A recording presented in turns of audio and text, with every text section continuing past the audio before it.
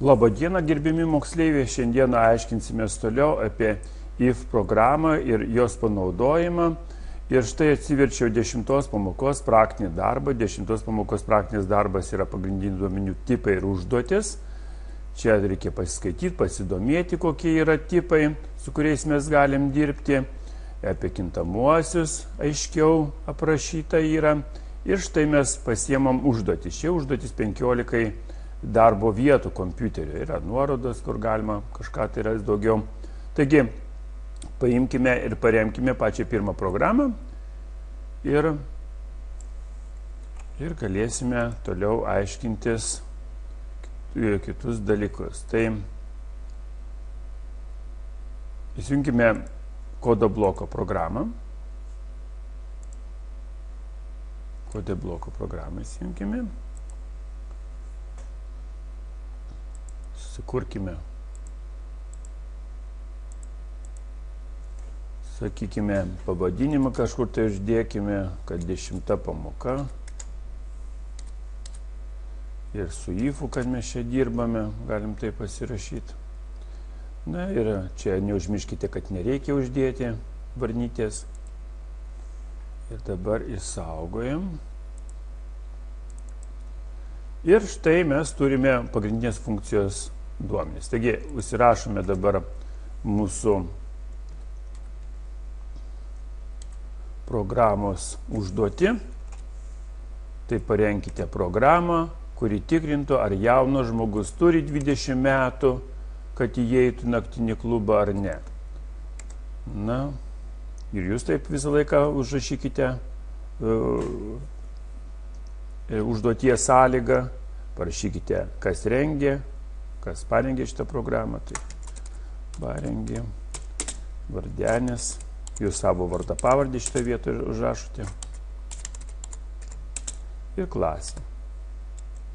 Sakykime, 10 Z klasė. Ne? Na, va. Komentarą baigiam.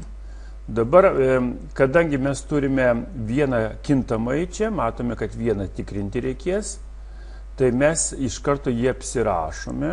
Jo apsirašymas yra, sakykime, A gali būti paprasčiausiai. Tai int tarpas A ir kabletaškis. Ne? Toliau, čia paprašome įvedimo, mums tinka šitas įvedimo, parašykit, kiek jums metų. Parašykite, nelietuviškom raidėm rašau, atsiprašau, nes paskui kopeliuojant išmeta klaidingas tokius hieroglifus, todėl rašau nelietuviškai. Parašykite, kiek jums metų. Taip, prašykite, kiek jums metų. Ir sakinukas, kad nuskaityti reikalingas. Tai yra A nuskaito, vieną kintamą jį turime. Na ir dabar IF rašome. Čia jei, kitaip neišeina, reikia tikrinti jei. Taigi IF rašome, palyginimas A, jeigu daugiau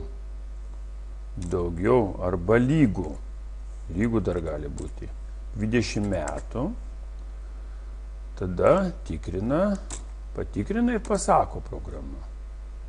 Tada eina šitas sakinukas, tiesos sakinukas, kad jūs galite įeiti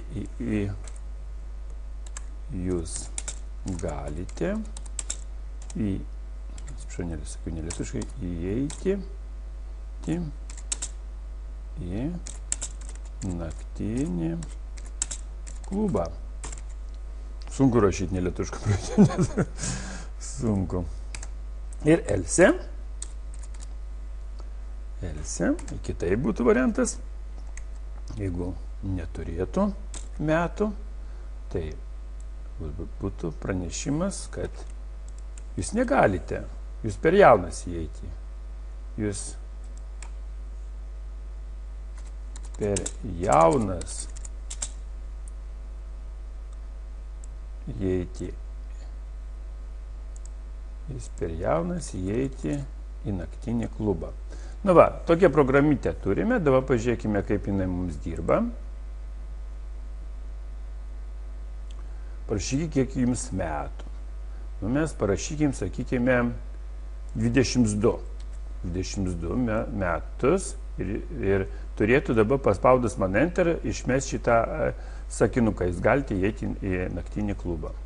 Taigi paspaudžiu, jūs galite įeiti į naktinį klubą. Dabar pabandykim klaidą padaryti. Tiksliau pasakyti, kad mažiau kaip 22 metai. Tai yra, sakykime, 12 metų. Jūs per jaunas įeiti į naktinį klubą. Na va, štai turim programytę.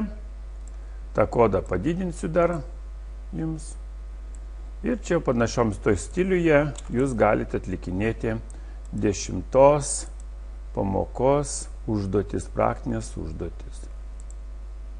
Išdidinsiu.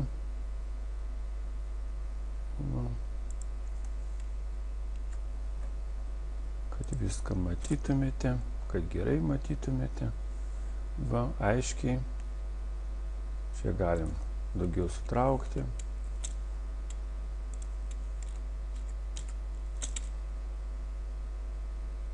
Ir čia jau dabar galėtume parašyti ir lietuviškai. Parašykite, kiek jums metų. Jūs galite įeiti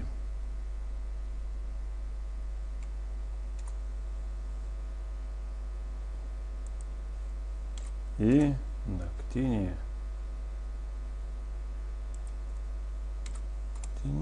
klubą. Tai ne tais, ne.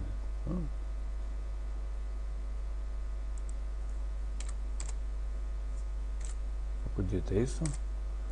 Sakykime, klubą, nuosime.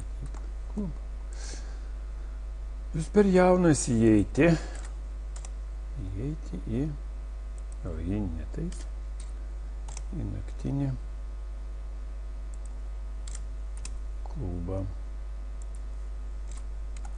Tai va, viską įsiaiškinom, dar kartelį primenu, kad čia biblioteka, kad čia yra komentaras ilgasis, trumpasis komentaras būtų tokia forma užrašytas. Tai, toliau pagrindinė funkcija, jos pradžia, jos pabaiga, kintamųjų priskirimo vieta, yra pranešimo į ekraną sakinukas, kuris prasideda stay out, tokie ženkliukai. Jeigu norime, kad tai neskaičius, kad tik tai ką parašysime, tą parodytų, tai parašom tarp kabučių, būtinai gale end l ir kabletiškai sakinys baigėsi, ne? Kad nuskaitytų duomenis, kurias įves nuo vartotojas reikalinga šitą eilutę, tai cin ir tokie ženkliukai ir kintamasis, kuris bus naudojamas. Toliau sąlygos sakinys if, lyginimas ir čia yra parodoma kaip kokia galimybė, jeigu įveda kintamąjį didesnį arba lygų 20, tai šitą šaką paims, jeigu priešingai būtų else, tai rodytų šitą šaką. Na ir įsivalo atmintis visų įvestų duomenų, programą pasileidžia naujai. Taigi ačiū uždėmesį, iki kitų kartų.